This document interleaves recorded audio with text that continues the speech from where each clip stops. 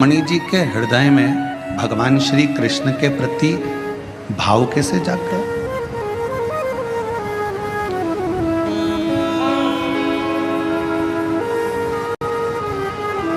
सब्जी लेने जाते हो कभी कभी?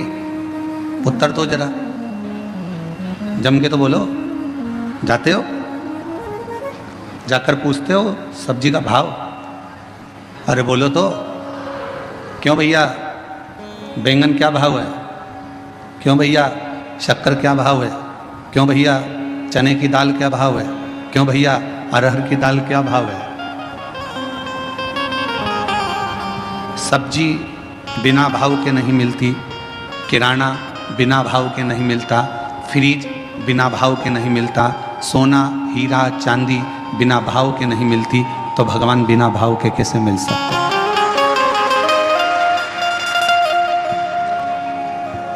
वो बिना भाव के कैसे मिले?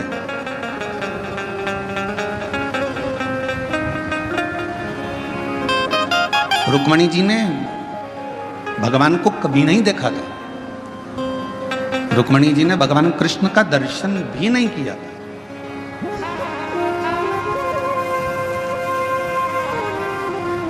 ना मुलाकात की, ना दर्शन किया, ना मिले, ना देखा, कुछ भी नहीं। फिर रुक्मणी जी के दिल में भगवान कृष्ण के प्रति इतना प्यार, इतना प्रेम कैसे प्रकट हुआ?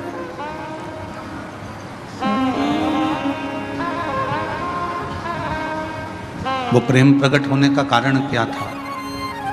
तो शिव महापुराण की कथा कहती है कि रुक्मणी जी ने सत्संग किया था।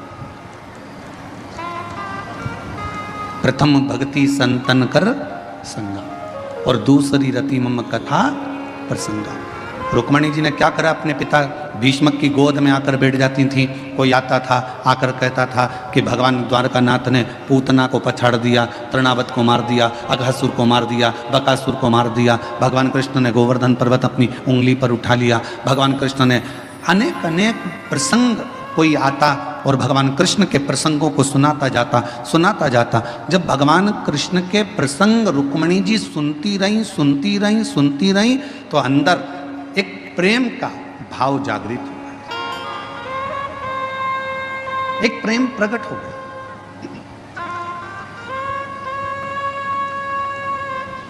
किसी व्यक्ति के बारे में आपसे अगर बार बार कहा जाए ना, वो व्यक्ति ऐसा है, वो व्यक्ति ऐसा है, वो व्यक्ति ऐसा है, तो मन में भाव जागृत होगा। एक बार उसे मिले तो बन, देखें तो सही, एक बार चलो। भाव जागृत हुआ।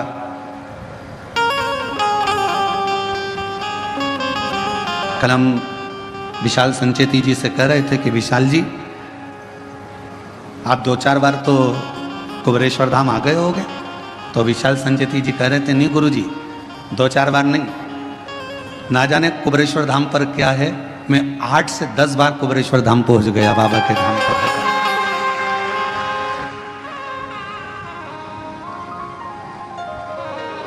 हम सुनते रहे, शिव ऐसे हैं, शिव महापुराण की कथा ऐसी है, कुबेरेश्वर धाम ऐसा है, बाबा का धाम ऐसा है। हम बार बार सुनते हैं तो हमारे मन में मिलने की एक आस जागृत हो जाती।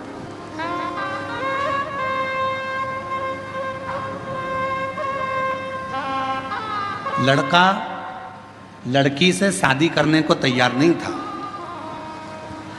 लड़के ने सोचा था अभी मैं पढ़ाई करूंगा, अभी शादी वादी नहीं करूंगा। पर लड़के की बहन ने, लड़के की माँ ने, लड़के के रिश्तेदारों ने लड़की की खूबियां बताना प्रारंभ करी। इतनी बढ़िया है, ऐसी है, इतनी जोरदार, लंबे लंबे बाल हैं, बड़े बड़े आँख है, उसके सिर पर बिंदी अच्छी लगती है, पढ़ी लिखी है, उसने ये एजुकेशन करा है, ये कोचिंग करी है, ये जानती है, सिलाई जानती है, कढ़ाई जानती है, बनाई जानती, सब जानती है, उसको सब आता है। तो लड़के के मन में आया, जब इतनी तारीफ कर रहे हैं तो एक बार जरा मिलने में जाता क्या है, मिले तो सर। जब लड़की से मिलना हुआ, उसने देखा कि जो घर के लोगों ने कहा था बिल्कुल वैसा ही है, पढ़ी लिखी भी है, मेरे लायक भी है, तो लड़के ने हाँ भर दिया।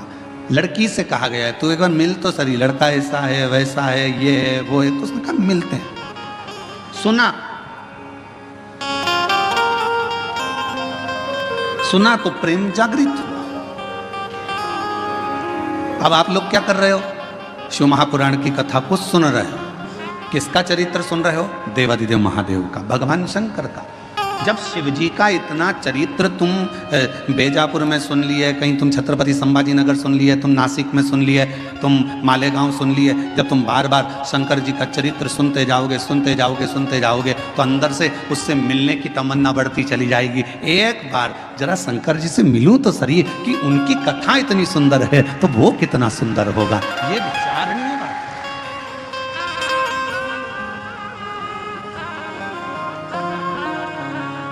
हमारे दीनानाथ जी एक लाइन गाते हैं, तेरी प्रतिमा इतनी सुंदर तू कितना सुंदर।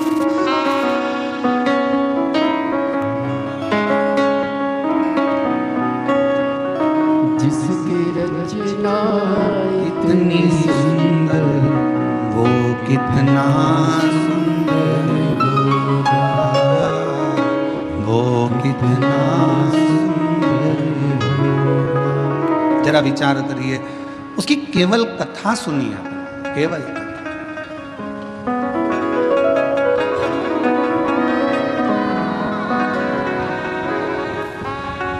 रुक्मणी जी ने केवल भगवान कृष्ण के विषय में सुना था, और फिर रुक्मणी जी का विवाह शिशुपाल के साथ जब पक्का किया तो रुक्मणी जी ने पत्र लिख दिया कि सतगुरु मेरो संदेश हरि से जा सुना दे, मेरी नैया अड़ी है मझधार, गुरु जी उसे पार लगा देना। पत्र लिख दिया। पत्र लेकर ब्राह्मण देवता को भेज दिया। द्वारकाधीश के पास पत्र पहुंच गया।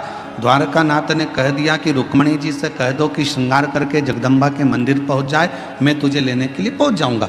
रुक्मणी जी ने केवल सुन रखा था, भगवान को देखा नहीं था। पत्र भेज दिया और वो पत्र के माध्यम से भगवान रुक्मणी को लेने के लिए आ गए। शिव महापुराण की कथा भी यही कहती है कि प्रथम भक्ति संतन कर संगा, दूसरी रति मम कथा प्रसंगा। ये दो भक्ति की सीढ़ियां हैं। अगर किसी ने कथा सुनना प्रारंभ कर दी और कथा सुनते सुनते अपना चित्त अपना मन भगवान में लगाना प्रारंभ कर दिया तो समझ लो कि शिव जी को मिलने में देरी नहीं होगी, भगवान शंकर जरूर।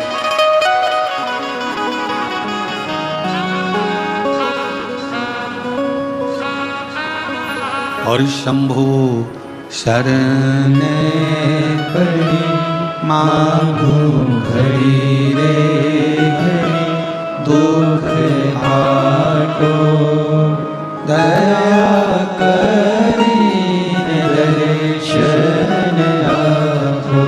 ओ शंभु शरण पड़ी मांगो घड़ी रे घड़ी, दुख काटो दया करीने दर्शन आपो। केवल कथा को सुनते सुनते भगवान का भजन करते करते करते करते आप उसके करीब में पहुंच गए।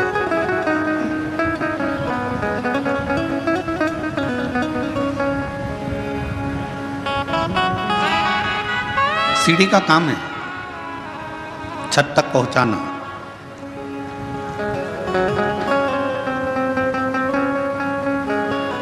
भगवान की कथा का काम है आपको भगवान के चरणारविंद तक पहुंचाना। सीढ़ी केवल आपको छत तक पहुंचाएगी और भगवान की कथा आपको भगवान के चरणारविंद तक पहुंचाकर ही रहेगी, परमात्मा तक